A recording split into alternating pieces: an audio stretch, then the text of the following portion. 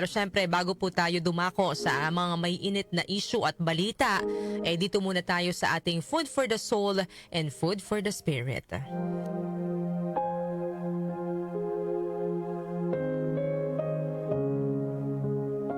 Ang aking pong kwentong ibabahagi sa inyo ngayong umaga ay tungkol po sa isang sakim na giraffe. Ayan.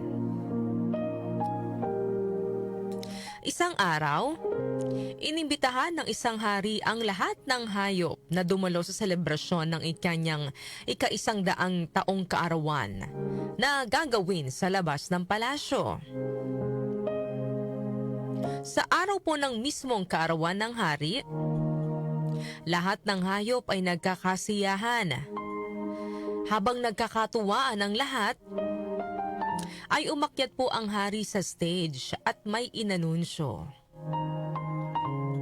Sabi niya, "Marami akong inihandang pagkain para sa inyo. Pero gusto ko na humanap kayo ng makakapareha na magiging kasalo ninyo sa pagkain."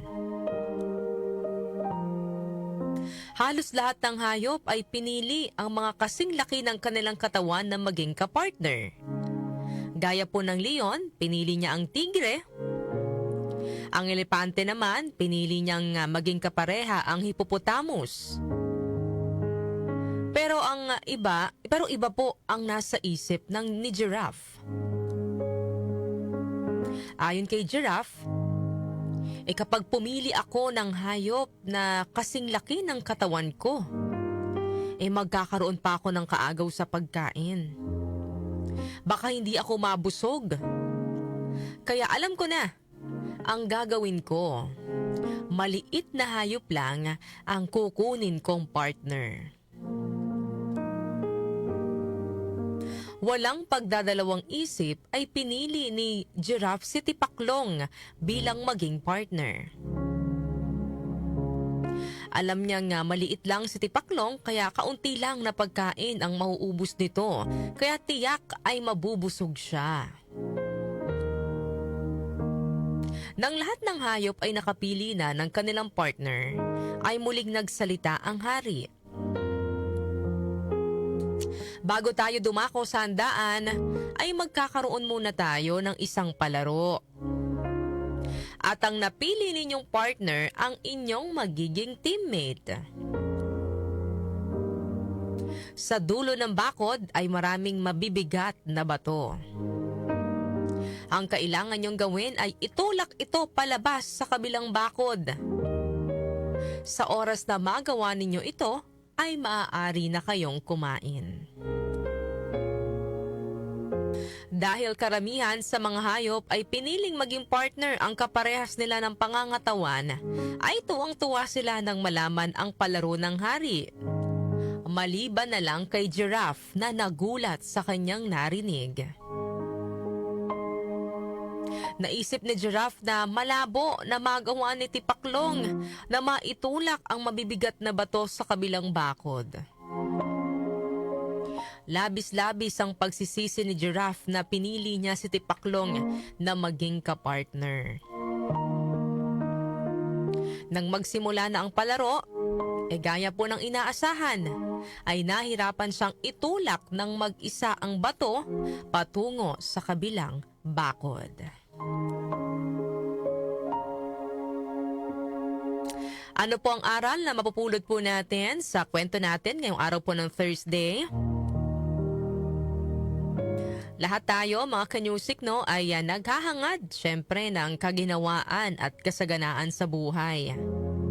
Natural lamang na mangarap ng masigit kaysa sa kung ano ang mayroon tayo ngayon dahil ito ang nagtutulak sa atin na magsikap, may magsumikap pa para sa ating sarili at para din sa ating pamilya.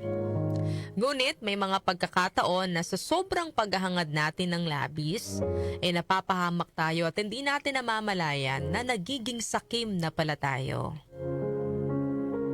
Walang masama sa pagnanais ng mas maginhawang buhay, subalit dapat po nating tandaan na mahalaga pa rin ang tamang pamamaraan ng pag-abot nito. Huwag po tayong mang-aapak ng ibang tao para makaangat. Huwag tayong maghahangad ng higit sa ating kakayahan dahil madalas ito po ang naguudyok sa atin para gumawa ng hindi maganda, lalo na kapag nahahaluan na ng inggit.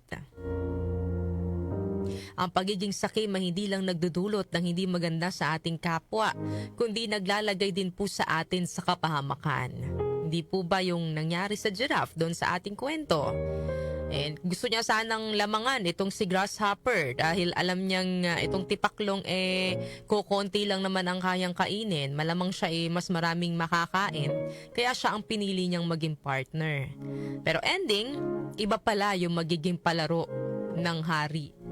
At bandang dulo, ikipanahamak niya din yung naging desisyon niyang kunin si tipaklong bilang partner. Minsan, sa panlalamang mo sa iyong kapwa, ikaw din po ang napapahamak. Tandaan, ang kasakiman po ay tila anino. Anumang gawin mo laban sa iyong kapwa, sa huli ay babalik din sa iyo. Sabi nga po sa Ecclesiastes chapter 5 verse 10, "Whoever loves money never has enough. Whoever loves wealth is never satisfied with their income. This too is meaningless."